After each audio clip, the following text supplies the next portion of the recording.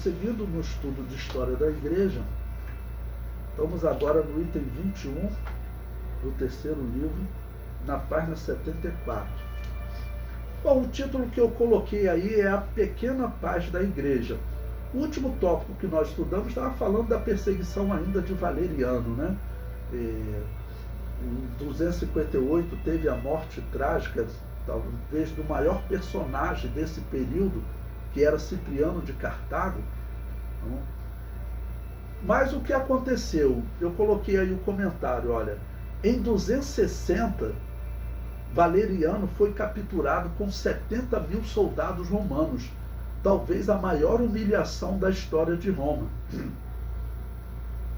E ele acabou morto. Então, irmãos, presta atenção no que significa isso. Esses homens que estavam perseguindo o cristianismo, primeiro Décio e agora Valeriano, essa perseguição dos anos 250, esses homens, eles perseguiam porque eles falavam, olha, esses homens, esses cristãos têm que adorar a Deus, aos deuses romanos, para que eles nos concedam a vitória. E chega agora ele numa guerra contra os persas, ele foi derrotado, e a derrota foi tão vergonhosa, irmãos, que foram 70 mil soldados capturados, e o imperador foi capturado e acabou morto. Bom, o comentário prossegue. Galieno, seu filho, assumiu o poder e revogou a lei estabelecida pelo seu pai, que determinava a perseguição aos cristãos. Então, olha, esse Galieno que vem agora, ele já age completamente diferente do seu pai. Será que a morte do seu pai, o seu pai ter sido capturado, diz a história que ele nem contou, essa notícia não chegou logo a todo cidadão de Roma. Ele ocultou a morte para todos os efeitos, seu pai estava lá lutando, porque como é que você vai dar a notícia de que o imperador foi capturado pelos persas e junto com ele 70 mil soldados? Lembre-se que no auge do Império Romano, o exército romano era tão superior no preparo aos adversários que eles lutavam na proporção de 1:7. Né? Tem 7 mil soldados, por exemplo, Bárbaro ali, ele mandava só 1.000 soldados romanos e eles venciam. Então pense o que significa. Tudo bem que nesse período os adversários evoluíram, né? Os persas também, mas capturar 70 mil soldados foi uma humilhação muito grande. Bom, esse período agora que vai se seguir, tá bom, do ano 260, vai surgir um período que vai durar cerca de 40 anos, que é chamado de período de paz da igreja, que ocorre alguns conflitos, algumas perseguições, tá bom? Mas ocorre também que o imperador romano, ele envia até um documento para os bispos mais conhecidos, principalmente para o bispo de Roma, e que esse Galieno, ele então diz que as igrejas podiam funcionar normalmente. Esse Galieno também ele acaba influenciando, tá bom? No desentendimento entre as igrejas, ok? Apoiando o bispo de Roma. Ou seja, com esse edito de tolerância que esse Galieno vai assinar, de alguma maneira surge já uma relação entre ele e a igreja de Roma, tá bom? Com Constantino, nós veremos esse relacionamento de forma bem franca, porque Constantino ele vai realmente assumir a liderança da igreja de Roma. Literalmente é isso, porque no concílio que eles vão fazer, Constantino aparece lá no concílio, né, no local principal, com o título de Pontífice Máximo, né, que era o título que ele tinha também como sacerdote do mundo pagão. Ele vai manter o título do sacerdote do mundo pagão e vai ser também Pontífice Máximo da Igreja Católica. Só isso eu já digo que anula completamente a possibilidade daquela igreja ser a igreja de Jesus. Porque como que você vai ter como líder da igreja um homem que ele era pontífice máximo do demônio e do Deus da Bíblia ao mesmo tempo? E a história comprova que ele era pontífice máximo da Igreja Católica e ele continuou sendo pontífice máximo do paganismo até o ano da morte dele, em 337. Então, ele diz que se converte ali em 312, 313. Então, olha, até a morte dele ele continuou praticando o paganismo. Então não existe chance de ser verdade essa história de que ele liderou o cristianismo. Não, ele liderou uma igreja que ele organizou para ele. Isso é muito importante nós separarmos, tá bom? Porque essa questão da política na religião, ela vai afetar a igreja até os últimos dias da igreja aqui na Terra. Afetar, sim, tentar se aproximar e influenciar os cristãos. Então nós temos que tomar maior cuidado. O comentário prossegue. Seguiram-se 40 anos de paz, que é chamada de pequena paz da igreja. Galeno autorizou que as igrejas poderiam ser reabertas, concedendo uma liberdade de culto. Bom, eu coloquei aí para vocês o Edito de Tolerância como foi publicado. Ele diz: Edito de Tolerância de Galeno, publicado no ano 261 da Era Cristã. O imperador César Licínio Galeno, Pio Félix Augusto, ele cita o bispo de Roma, chamado Dioniso, Pina e também Demétrio, que era de Alexandria. Essas eram talvez as maiores igrejas desse grupo de Roma, que está dividido com aquelas igrejas que não aceitavam o batismo de recém-nascidos, já não aceitavam, tá bom? E também acusava esses bispos de Alexandria e de Roma de negar a fé durante a perseguição. Mas agora o imperador escreve ao bispo de Roma, ou seja, ele conhecia o bispo de Roma, né? E demais bispos. Ordenamos que se estenda a toda a terra a indulgência que inspirou nossa bondade, de tal maneira que todos os nossos súditos abandonem os antros da superstição.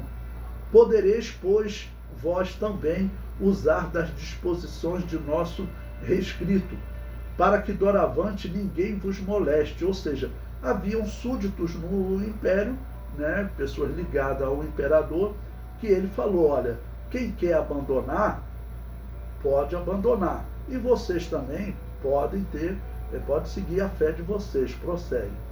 Aliás, já foi concedido há tempo o que legalmente vós podeis fazer. Deixa o procurador de assuntos públicos, Aurélio Cirênio, encarregado de dar cumprimento a esta disposição em vosso favor. Ou seja, eu coloquei aqui porque é um documento importante. Ele vai dar uma parada na perseguição. Alguns dizem que chegaram a ocorrer perseguições depois desse documento, e pessoas que falaram: o imperador disse que não deve prosseguir com a perseguição, mas nós vamos pegar aqui nessa cidade, nessa aldeia, vamos matar. Isso acontecia, né? Então, alguns dizem que prosseguiu, mas é um período que diz a história que vai durar 40 anos, que oficialmente o Império Romano ele não persegue. A próxima perseguição vai ser a última e pior perseguição da história do Império Romano, né? O comentário prossegue. Dionísio é descrito pelos católicos como Papa. Esse bispo de Roma, né? Na verdade, nós sabemos que não havia papado.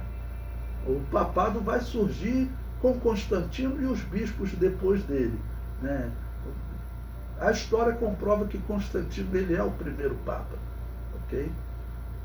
Então Dionísio é descrito pelos católicos como Papa.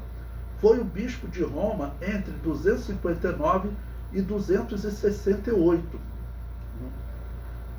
Então, Eusébio prossegue descrevendo esse período e nos mostra as lideranças das grandes igrejas. Seguia a teologia de Orígenes. Então, olha que importante. Eu já mostrei para vocês que Orígenes, ele já morreu, né? Agora já há cerca de 8 anos.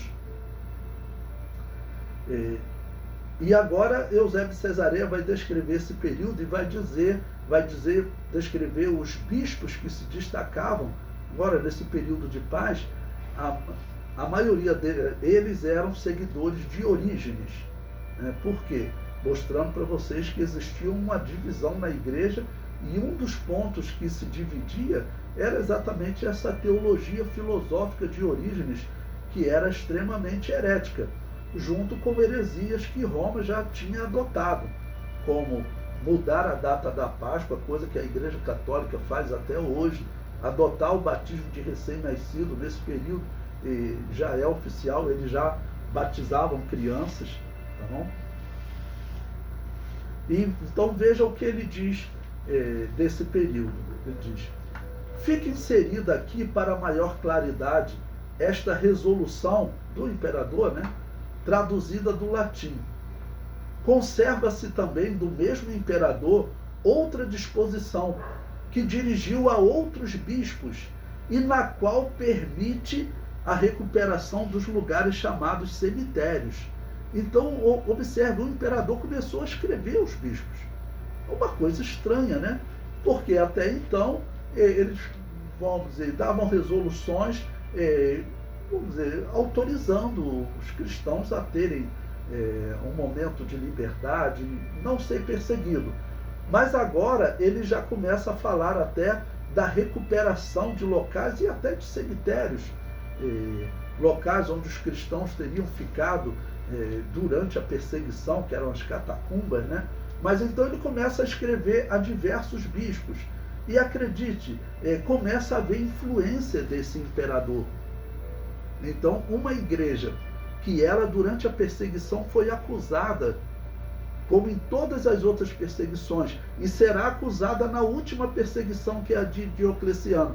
Essa igreja era acusada exatamente pelas igrejas pentecostais de Montano, de Novaciano, e o próprio Cipriano se desentendeu com eles, ok? Então, essa igreja ela já mantém uma relação com o imperador, porque mesmo os imperadores que não queriam perseguir os cristãos, tá, ok? Que davam liberdade, agora influenciar e mandar cartas, ele vai até influenciar, no caso, em um bispo que tinha se desentendido com o bispo de Roma e se dividiu a igreja. O imperador vai falar, não, então ele tem que sair dessa igreja e vai ser um da linha de Roma. Olha só. Bom, o texto prossegue. Nesse tempo, Sisto seguia ainda regendo a igreja de Roma, Demetriano a de Antioquia, em sucessão a Fábio, e Firmiliano a de Cesareia da Capadócia.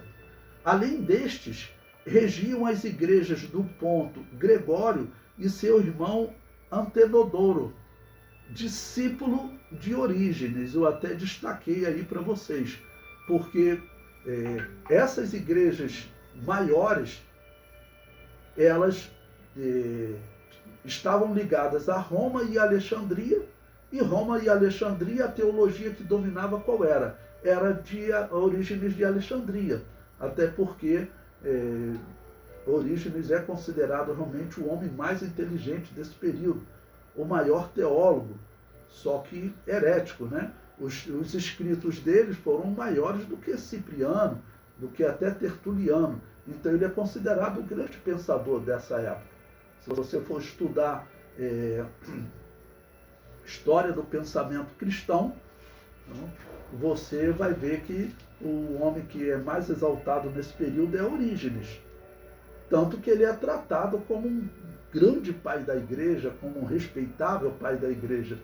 Eu não consigo falar isso. Eu falo o seguinte: é um grande pensador, mas é um grande filósofo que misturou filosofia platônica com o cristianismo. Então, essa doutrina dele, chamada apocatástase, de que no final todas as almas vão se salvar, isso era pregado pelos filósofos gregos. Então ele é o quê? Então Orígenes é um filósofo grego que misturou aquela filosofia com o cristianismo. Eu não posso colocar ele como um pai da igreja, senão nós vamos ter que tolerar o herege hoje também. Ele escreveu coisas heréticas há 1800 anos, então vamos desconsiderar? Não. Senão eu tenho que desconsiderar quem prega heresia hoje também. Então ele escreveu muitas coisas, até coisas bonitas, defesas do cristianismo bonitas, ok? Mas ele tinha um lado herético, então eu não posso considerar ele um pai da igreja. Ele é só um filósofo. Eusébio prossegue. Quando a Cesareia da Palestina, tendo morrido Teoctisto, recebe o episcopado em sucessão Dômino, mas tendo esse sobrevivido pouco tempo, foi instituído sucessor do Teotecmo, nosso contemporâneo, que também é da escola de Orígenes. Mas também em Jerusalém, morto Mazabanes, recebe em sucessão o trono Himêneo, o mesmo que brilhou muitos anos em nossa época. Veja, irmãos, essas igrejas ricas, eles já usam a expressão, até trono, porque já tinham igrejas ricas, igrejas que durante a perseguição eles acabavam aceitando sacrificar para que a igreja continuasse funcionando, que não fosse perseguida.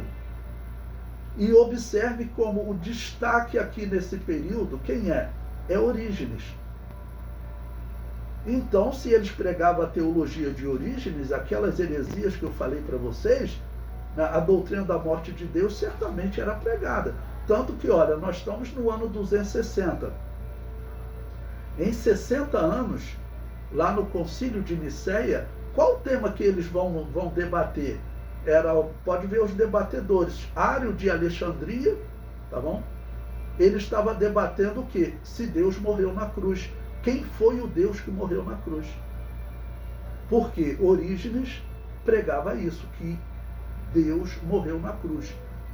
Então, lá no Concílio de Nicéia, eles vão pregar o Deus que morreu na cruz foi o Deus eterno. Ário vai dizer, não, ele foi um Deus menor que foi gerado, enquanto tinha um outro chamado Alexandre, que seguia Orígenes à risca, dizendo, quem morreu na cruz foi o Deus eterno. Então veja que esse período aqui, ele já está cercado de heresias. Já está cercado de heresias. Já existia uma igreja corrupta hereticamente. E essa igreja principal, a sede dela, eu posso até dizer, não estava nem em Roma, estava em Alexandria. Porém, Roma era o centro do poder. Então, ok? Então, por isso, o bispo de Roma, o bispo de Alexandria, demonstra respeito por ele nesse período. Tá bom? Mas ambas seguiam essa escola de Orígenes, que é uma escola herética. Ou seja, essa já é uma igreja herética.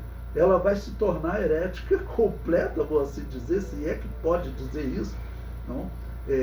Com Constantino. Naquele período, eles vão confirmar todas essas heresias.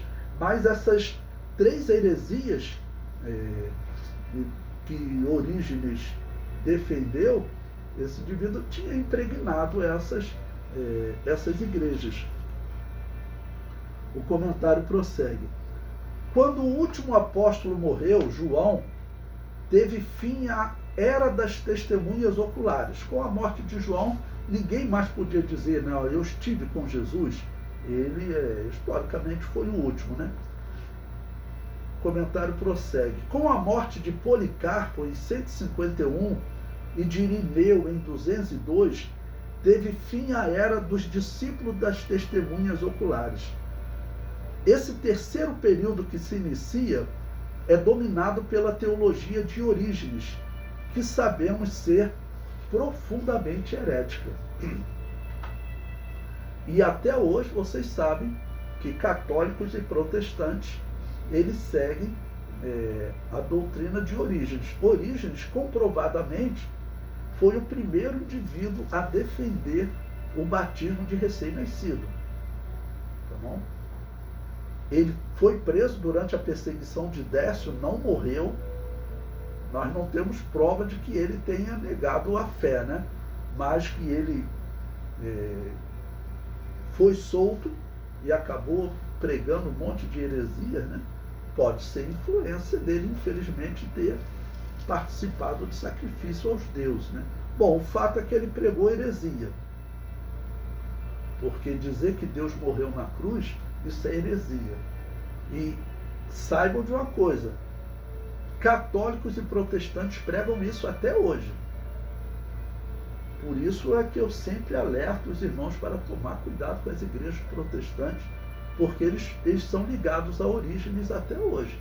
Se você perguntar para um protestante que entenda de doutrina, tem protestante que não sabe, né, os detalhes da doutrina, mas se você perguntar para um protestante que entende de doutrina, ele ainda vai defender, porque ele vai dizer que se você defendesse na história da igreja que Deus não morreu na cruz, você ia para a fogueira.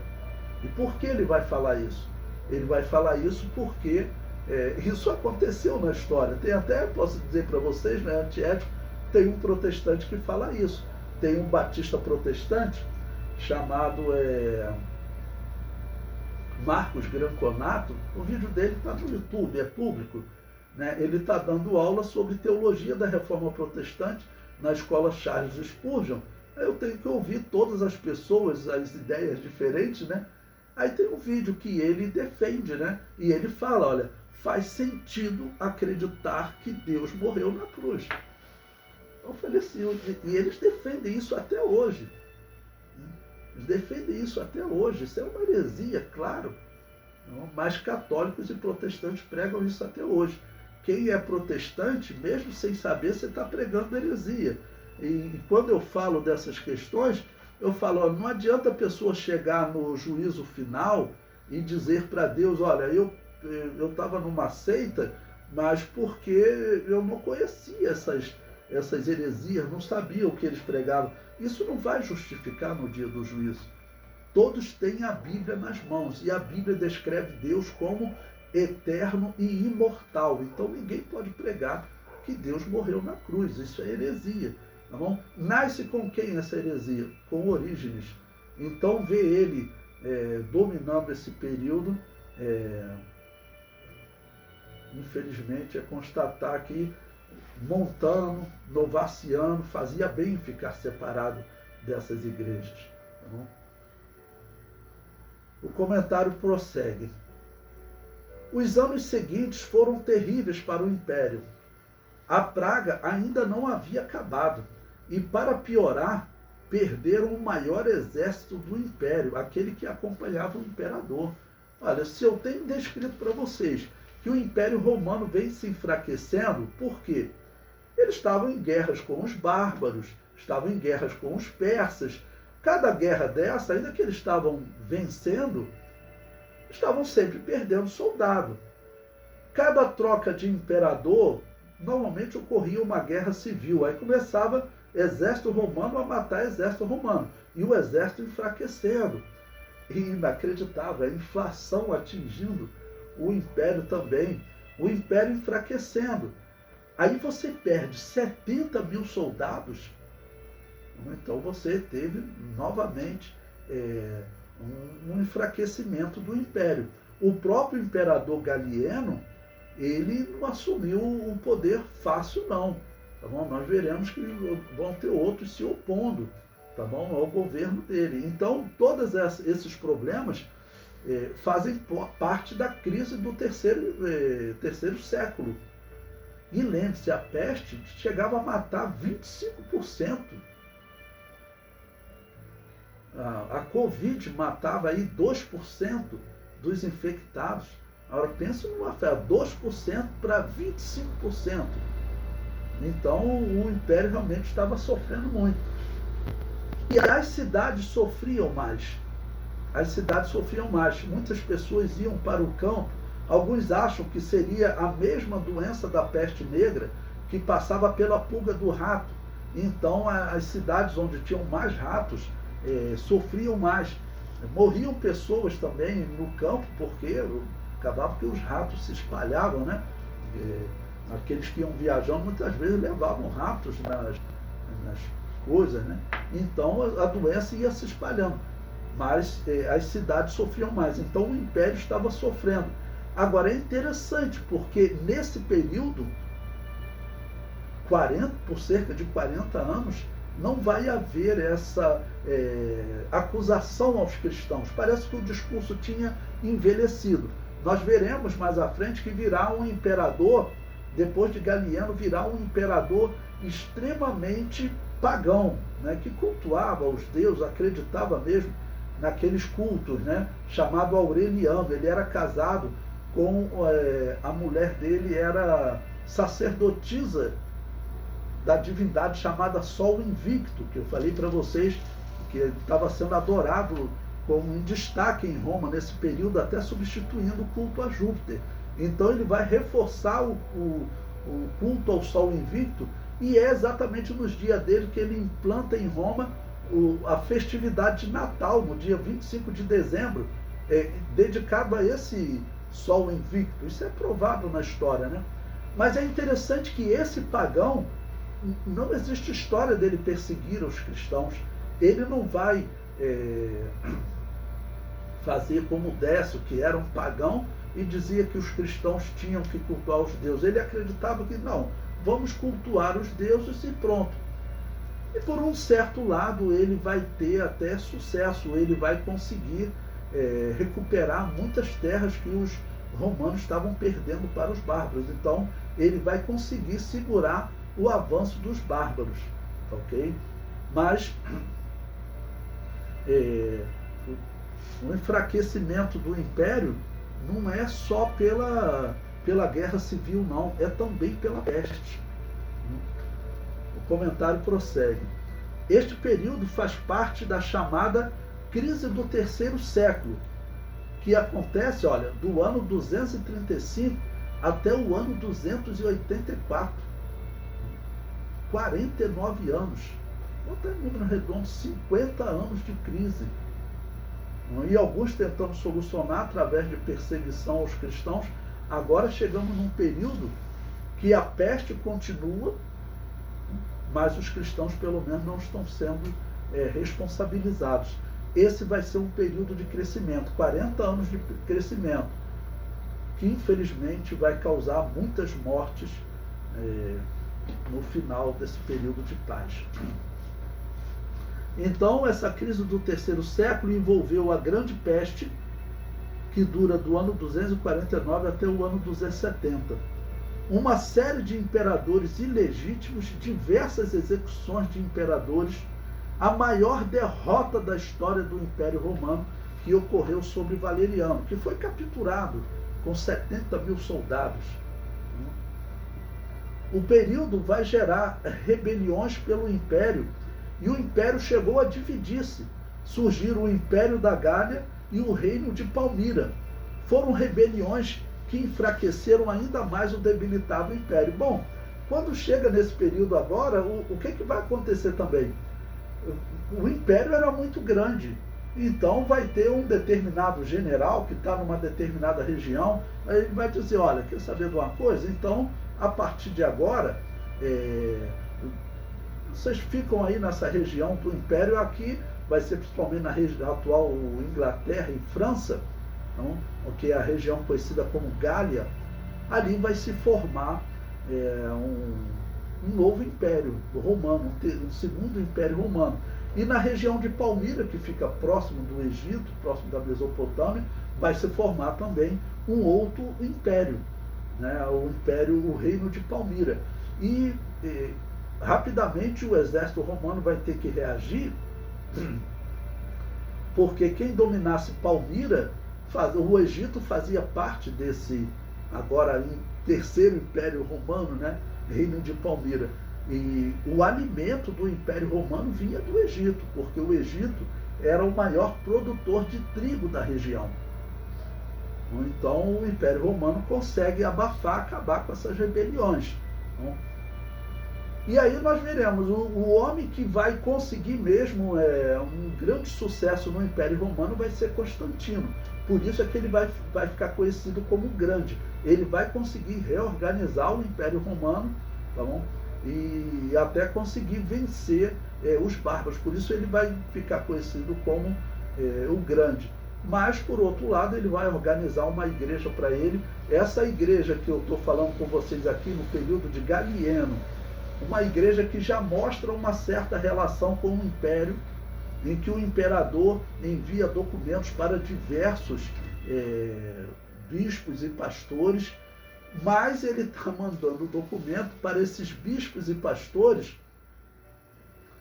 que fazem parte dessa linha de Roma e de Alexandria. Uma linha que é importante você tensionar. Isso que eu estou falando para vocês, vocês não vão achar no estudo normal de história da igreja, tá bom? Mas aqui já existe sim a divisão de duas igrejas. E essas igrejas eram caracterizadas pelo pentecostalismo.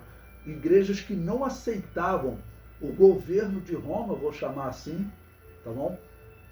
Porque ela já se dizia, queria ter supremacia sobre as outras igrejas, mas essa igreja ela já estava atolada em heresia já.